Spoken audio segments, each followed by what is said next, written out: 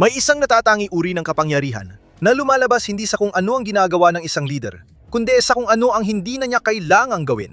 Sa nakaraang dekada, pinapakita ni Xi Jinping ang kapangyarihan niya sa halos paghinto niya sa paglalakbay sa ibang bansa at ang mundo na ang lumalapit sa kanya.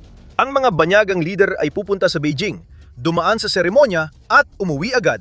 Batay sa datos ng Asia Society, si Xi ay nagkaroon ng average na 14 na biyahe sa ibang bansa bawat taon mula 2013 hanggang 2019 at binawasan ito sa 6 na biyahe kada taon mula 2022 hanggang 2025.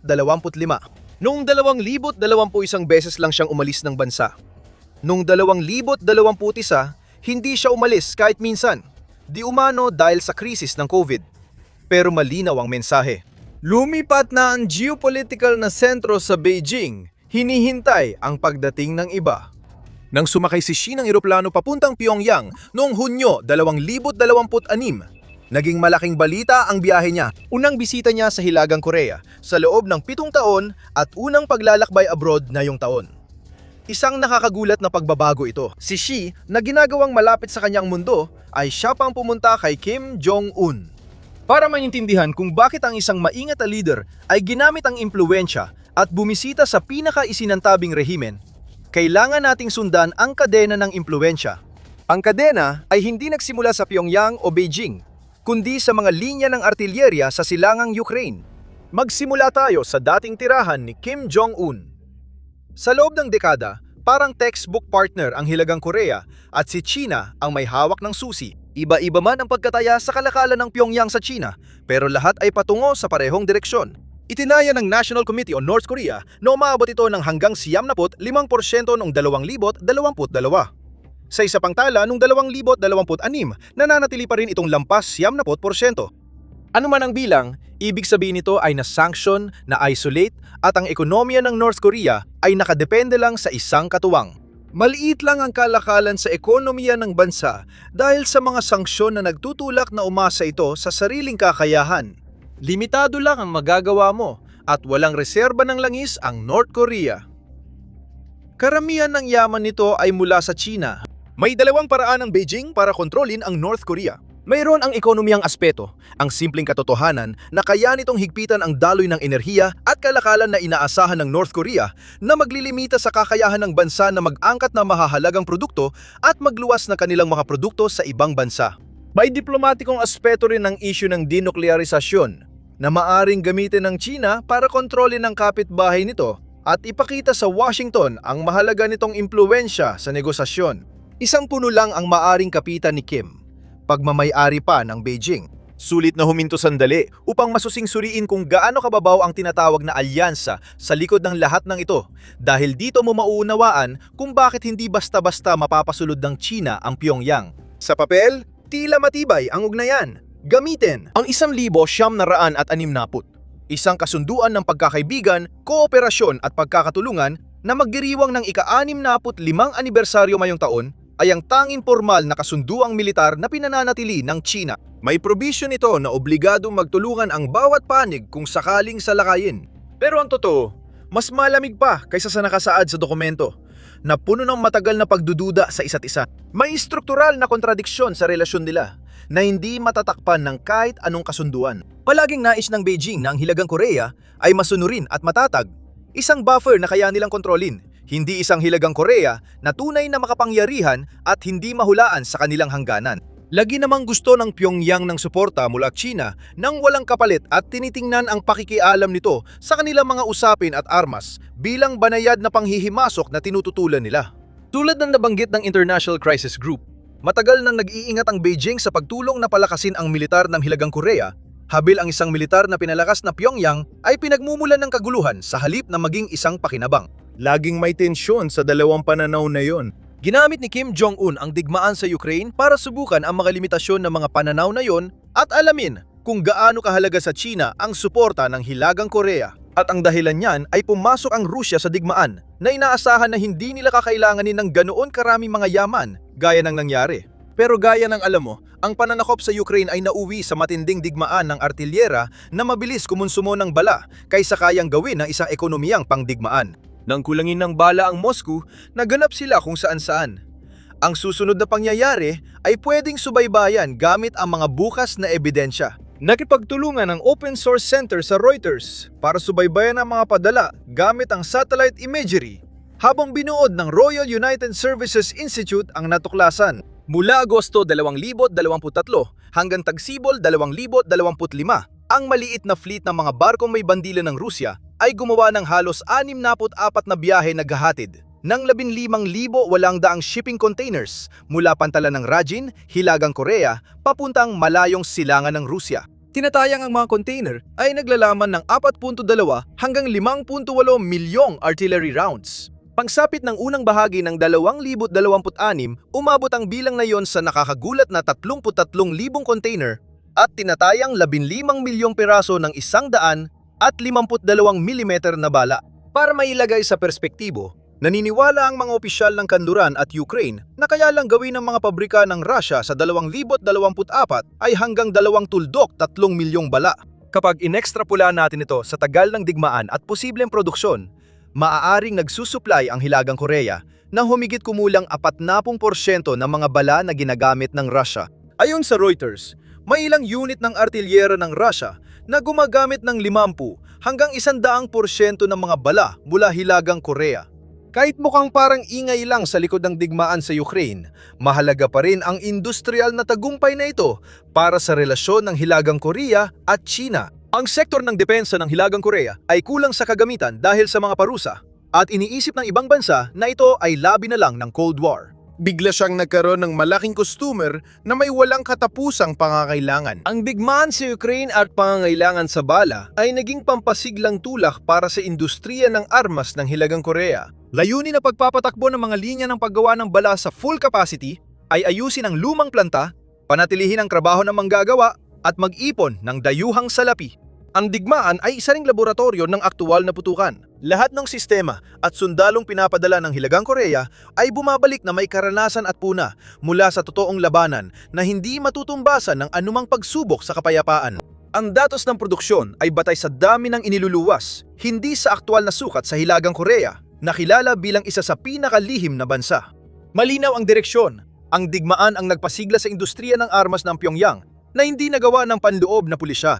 Sa live fire testing, may kaunting usapan din tungkol sa mga sundalong Hilagang Koreano dahil kasama sila sa upgrade. Nagpapalit ang Hilagang Korea ng mga tropa sa lugar ng labanan at ayon sa mga pagtatantya mula sa labas, nasa pagitan ng 14,000 at 15,000 na sundalo ang naipadala nila sa buong panahon ng digmaan. Tinatayang hindi bababa sa 6,000 ang nawala o namatay mula sa Hilagang Korea. Ang presensya ng tropang Hilagang Koreano sa isa sa mga digmaang may pinakamaraming technological na tulong ay laging pinagtatawanan. Pero bukod sa malungkot na paalalang ginamit silang bilang mga tao kang madaling isakripisyo sa unahan, ang mga deployment ay nagsisilbing daan ng pagsasanay at paraan para magkaroon ang Hilagang Korea ng agarang pananaw kung paano gumagana ang mga taktikang militar sa ika-21 siglo. Tandaan, kahit technical na nasa di pa nare-resolbang tunggalyan sila sa Timog Korea, hindi pa nasasangkot sa digmaan ang hukbo ng Hilagang Korea mula 1,957 at wala silang paraan magsanay kasama modernong militar. Sa lahat ng ito, si Kim ay sabay-sabay binayaran ng iba't ibang pera. Una ay cash. At kapansin-pansin ang numerong inilabas ng Seoul. Ayon sa Institute for National Security Strategy ng Timog Korea, isang ahensyang pinopondohan ng gobyerno, maaari nagbayad ang Moscow sa Hilagang Korea ng hanggang $14.4 bilyong para sa tropa at armas. Ipinapakita rin ng pagsusuri na tinanggap lang ng Pyongyang ang 580 milyon hanggang $1.5 bilyong sa aktual na produkto, habang ang natitira ay pinaghihinala ang kapalit ng sensitibong teknolohiyang militar. Sabi ng mga analista, posibleng kasama sa kabayaran ang paglilipat ng teknolohiya na maaari mas mahalaga pa kaysa pera. Hindi tiyak ang nilalaman ng paglilipat at pawang haka-haka at di kumpirmadong impormasyon lang ang kumakalat. Ngunit ang mga kategoryang tinutukoy ng mga tagamasid ay pare-pareho at kinabibilangan ng tulong sa paglulunsad ng mga satellite at iba pang sasakyang pangkalawakan, pati na rin ng tulong sa depensang panghimpapawid. Ang ikatlong pera ay konektado sa dahilan kung bakit biglang makakawala ang Hilagang Korea sa kontrol ng China. Langis. Bago ang digmaan, ang Sina lamang ang tanging tagapangtustos ng lanis at mga produktong petrolyo sa Hilagang Korea na siyang nagbibigay sa Friendship Pipeline upang mapatakbo ng Hilagang Korea ang nag-iisa nitong oil refinery para sa sariling pangailangan. Ngunit isang pinagsamang imbestigasyon ng mga outlet na Stories at OCCRP na muling nakipagtulungan sa Open Source Center ang nakatuklas nito. Noong 2024 lihim na nagpadala ang Rusya ng 1.5 milyong bariles ng produktong petrolyo sa Hilagang Korea, halos triple ng taon ng limitasyon ng United Nations para sa Pyongyang. Bagamat maliit ang bilang kumpara sa export at kapasidad ng pagre-refine ng Rusya, mahalaga ito dahil magkakaroon ng Hilagang Korea ng dagdag petrolyo at hindi lang aasa sa opisyal na katuwang. Ang huling uri ng pera ang sumisira sa lumang sistema at ito ay politikal. Tinalikuran ng Rusya ang mga parusang dati nitong sinuportahan, pinoprotektahan ang Hilagang Korea sa UN at tinatrato itong kapwa-bansang may sandatang nuclear. Mas mahalaga para kay Kim ang pagkilalang yon kaysa sa anumang padala dahil pinapatunayan nito ang arsenal na naging sanhi ng kanyang pag-iisa. Ilang araw bago dumating si Shai, sinabi ng kapatid ni Kim na si Kim Yo-jong na hindi na mababago ang nuclear status ng bansa. Tinatayang may 6 na pong warheads ang Hilagang Korea noong 2026 sa bisperas ng summit. Nakita si Kim na nag-iikot sa pasilidad ng weapons-grade nuclear materials at uranium enrichment site ayon sa state media. Tumigil na ang rehimen sa paghingi ng pahintulot. Dito tayo dadalhin sa sentro ng kwento kung saan nagbago ang kapangyarihan. Pero bago tayo pumasok sa masalimuot na detalye, siguraduhin mag-subscribe sa The Military Show para manatiling updated sa lahat ng balita tungkol sa pandaigdigang geopolitics. Balik tayo kay Kim Jong-un. Nagtagumpay ang kontrol ng Sina sa ekonomiya ng Hilagang Korea dahil wala nang ibang mapuntahan ang Pyongyang. Hindi mahalaga na maliit lang ang panlabas na kalakalan ng Hilagang Korea sa ekonomiya nila, mas mahalaga na halos lahat nito ay dumadaan sa iisang bansa na pwedeng tumigil at ihiwalay sila kahit kailan. Sa unang pagkakataon mula nang maupo si Kim sa kapangyarihan noong 2011, nagkaroon siya ng alternatibo. Maaari mag-supply ang Rusya ng butil, gasolina, pera, teknolohiya at proteksyon sa diplomasya. Lumuwag ang tali ng Beijing matapos ang ilang dekada, hindi dahil sa pagkakamali ng China, kundi dahil may bagong taga-suportang dumating. Kapag may pangalawang mamimili, hindi na kayang magdikta na kondisyon ng una. Ito ang nagbago sa balanse ng kapangyarihan ni Xi at Kim. Ang pinakakinatatakutang senaryo ng Beijing ay hindi ang muling pagpapakawala ng missile ng Hilagang Korea, kundi ang tuluyang paglapit ng Hilagang Korea sa orbit ng Rusya at tuluyang pagputol ng ugnayan sa China na mag-iiwan sa Beijing na isang kapitbahay na may armas nuklear na wala na itong koneksyon. Ngayon, ang Sina na ang kailangan magpatatag ng relasyon dahil maaari itong malugi sa mundo kapag pinabayaan ng kapitbahay na minsang padalos-dalos sa armas. At nabasa ni Kim ng eksakto ang pagkabahalang iyon at na yon ay maaari na niyang singilin kapalit ng pribilehiyong mapawi ito. Kailangan lang niyang i-host ang summit, payagan ng ilang magagandang linya sa pahayag at hayaan si Xi umuwi na may maipagyayabang na impluwensya pa rin ang Beijing sa Pyongyang. Kapalit nito, inaasahan ng mga analyst ang konkretong gusto talaga ni Kim. Mas napansin na mas maraming koneksyon ng North Korea sa mundo matapos buksan muli ng China ang 6 na taong block sa cross-border railway service mula Beijing papuntang Pyongyang noong Marso 2026. Nagdadala ang tren ng mga pasahero, pera at geopolitical na kaalaman papunta sa isa sa pinakamakapangyarihang bansa sa mundo. Dito tayo dadalhin sa mismong pagbisita at dahilan ng kahalagahan nito. Si Xi ang bumisita. Isang leader na matagal nang inaanyayahan ay sumakay ng eroplano at pumunta ayon sa kondisyon ni Kim.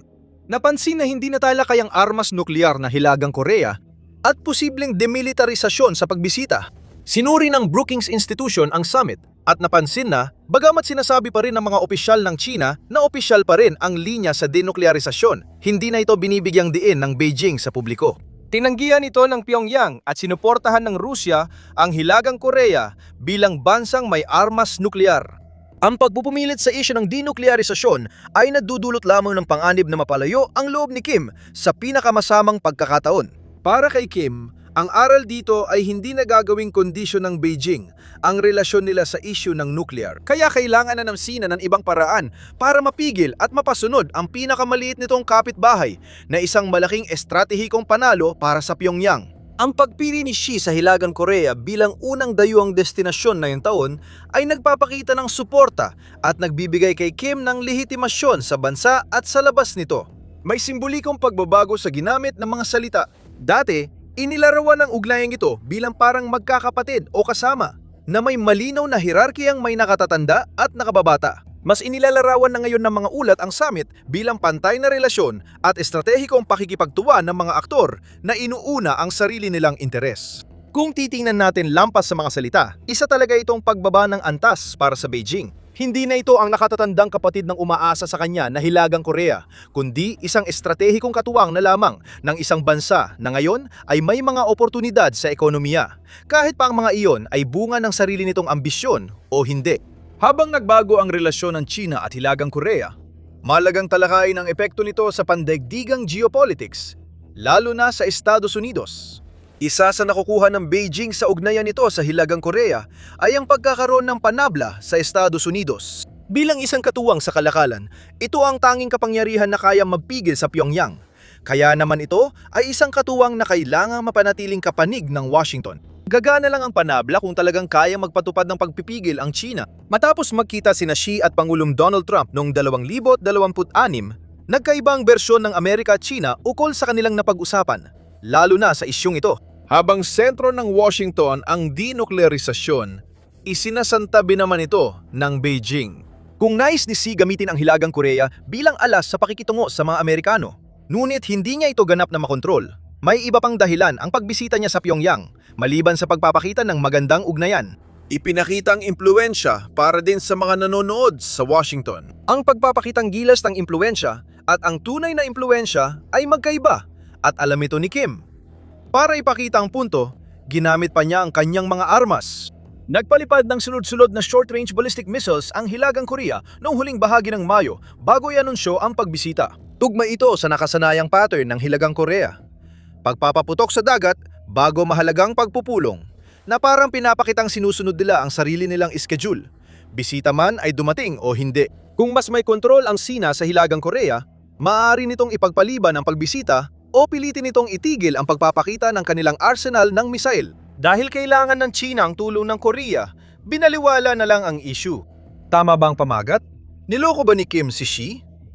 Mas interesante ang tapat na sagot kaysa sa simpleng oo. Walang tunay na panlilinlang na ginawa ni Kim kay Xi sa pamamagitan ng maling pangako. Nang maupo si Xi sa Pyongyang, wala nang magagandang hakbang na magawa.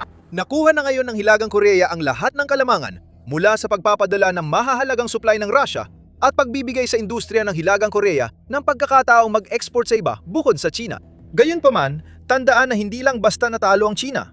Limitado ang biyayang nakuha mula sa Russia at maaring maabot na ito. Sa huling bahagi ng 2025, iniulat ng paniktik militar ng Ukraine na malaki ang ibinaba ng mga padala ng bala mula Hilagang Korea. Ayon sa ulat, bumaba na ang reserba ng Pyongyang, kaya hindi na nito kayang tumugma sa produksyon at mapanatili ang imbakan ng bala. Tandaan, pagtataya ito ng pamahalaan ng Ukraine at ipinakita ng mga ulat na tumaas muli ang transportasyon sa unang bahagi ng 2026. Ipinapakita nito na ang ekonomiyang umaasa sa pagbenta ng bala para sa digmaan ng iba ay bihag ng digmaan. Huminto ang pag-usad ng Russia sa digmaan noong 2026 noong Marso, sa unang pagkakataon mula noong kontra-opensiba ng Ukraine noong 2023. Mas marami ang teritoryong nabawi ng Kiev kaysa sa nawala nito. Humihina ang kakayahan sa artilyerya ng Russia dahil sa pagkawala at pagkasira ng kanilang mga sistema. Kung walang magpapaputok ng artilyera, hindi na kailangang mag-angkat mula Hilagang Korea, kaya nababawasan ang impluensya ni Kim. Alam ito ng Hilagang Korea kaya't lumilipat sila sa paggawa ng drone at nagpapadala ng manggagawa sa mga pabrika ng Russia. Nilalayo nitong gawin pang matagalan ang kasunduan sa bala ng artilyera. Dahil dito, posible hindi sinasadyang maging konektado ang ekonomiya ng Hilagang Korea sa military-industrial complex ng Russia. At magpapatuloy ang pagsisikap ng Russia ng todo kahit ano pang mangyari sa digmaan dahil hindi nila kayang tumigil at magbigay ng impresyon na susuko sila sa Ukraine, isang bansang kanilang sinakop. Ang pakalawang babala ay hindi rin kaibigan ni Putin si Kim. Ginagamit niya ang Hilagang Korea tulad ng ginawa noon ng Beijing. May analyst na naniniwalang ginagamit ng Moscow ang Pyongyang panggulat sa China para hindi makasiguro ang Beijing. Si Kim ay nagbabalansi sa pagitan ng dalawang mas malalakas na kapangyarihan na gustong gamitin siya, at ito ay likas na delikado. Nakasalalay ang estratehiya sa paniniwala ng dalawang patron na kailangan siya. Ngunit mahirap panatilihin ito ng matagal. May ilang analista na nagsabing ang pagpupulok ay kapwa may nakuha ang dalawang leader.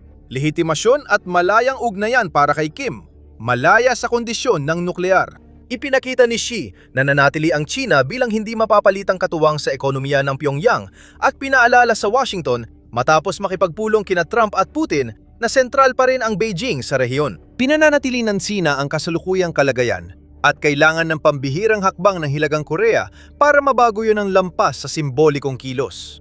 Saan patutungo ang tatsulok mula rito? Malalaman mo ang susunod na hakbang kung alam mo kung saan titingin.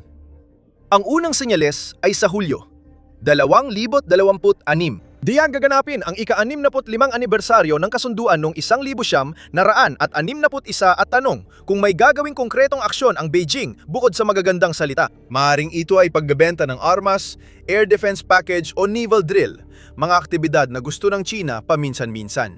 Ang mga ito ay magpapalakas sa China bilang pangunahing kaalyado ng Korea, ngunit mahalaga rin ang kawalan nito. Isa pang senyales ay ang dalas ng missile test ng Hilagang Korea. Kung maglulunsad si Kim ayon sa sarili niyang schedule, lumalabas na palabas lang ang impluwensya ng Beijing, hindi tunay na kapangyarihan. Ang pinakamalalim na tanong ay masasagot ng digmaan. Kung mapapanatili ni Kim ang biyaya ng artilyera bago humupa ang labanan at mawala ang benepisyo mula sa Rusya, ito ang eksaktong dahilan kung bakit ang mga manggagawang North Korea na naiulat na papunta sa mga planta ng drone ng Rusya ay maaaring mas mahalaga pa kaysa sa kahit anong larawan mula sa isang summit. Mananatili ang balanse hanggat walang sumisira sa pattern. Pinamamahalaan ng China, ginagamit ng Rusya at si Kim ang nagpaplano ng biyahe nila ngayon. Ang mas mahalagang bahagi ay kung paano nasusubok ang relasyon ng China at Rusya, hindi lang kung paano ginagamit ng North Korea ang China laban sa Rusya. Para malaman pa ang iba, siguraduhin mag-subscribe sa The Military Show habang tinatalakay namin ang lahat ng detalye ng politika sa Rusya.